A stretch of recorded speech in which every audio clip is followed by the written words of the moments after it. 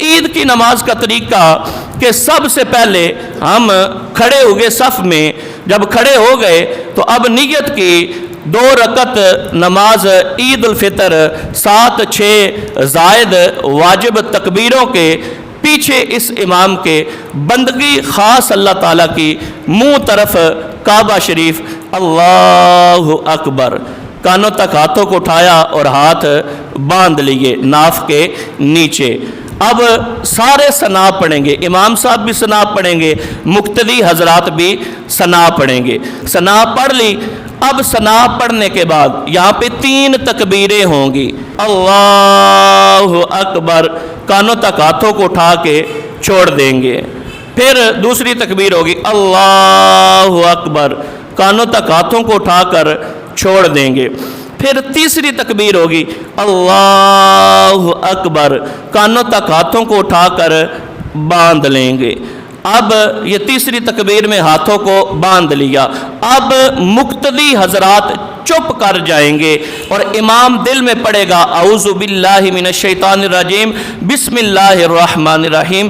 اس کے بعد بلند آواز سے امام نے فاتحہ شریف پڑھنی ہے اور ساتھ سورت پڑھنی ہے، وہ امام پڑھے گا۔ اس کے بعد رکوع ہوگا عام نمازوں کی طرح، آپ بھی تسبیحات پڑھیں گے، سجدہ ہوگا عام نمازوں کی طرح، آپ بھی تسبیحات پڑھیں گے۔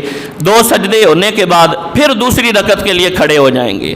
جب دوسری رکعت کے لیے کھڑے ہوں گے، اب آ کر جو ہی کھڑے ہوں گے آپ حسب معمول خاموشی کے ساتھ امام کی قرات سنیں گے۔ امام جو ہی دوسری رکعت میں کھڑا ہوگا تو امام بسم اللہ دل میں پڑھ کر فاتحہ شریف بلند آواز سے امام پڑھے گا اور اس کے بعد ساتھ سورت ملائے گا۔ جو ہی سورت اختتام پذیر ہوگی، سورت ختم ہوگی، تو اب رکوع میں جانے سے پہلے یہاں پر ٹوٹل 4 تکبیریں ہوں گی، چوتھی رکوع کی اور 3 عید کی، تو یہاں پہ 4 تکبیریں ہوں گی۔ جو ہی قرات ختم ہوئی دوسری رکعت کی تو یوں ہاتھ ہم نے باندھے ہوئے ہیں، قرات ختم ہوئی، اب یہاں پر امام کہے گا اور ہم بھی پیچھے اللہ اکبر، کانوں تک ہاتھوں کو اٹھائیں گے اور چھوڑ دیں گے۔ پھر دوسری دفعہ اللہ اکبر، کانوں تک ہاتھوں کو اٹھائیں گے اور چھوڑ دیں گے۔ پھر تیسری دفعہ اللہ اکبر، کانوں تک ہاتھوں کو اٹھائیں گے اور چھوڑ دیں گے۔ اور چوتھی دفعہ اللہ اکبر، ڈائریکٹ رکوع میں چلے جائیں گے۔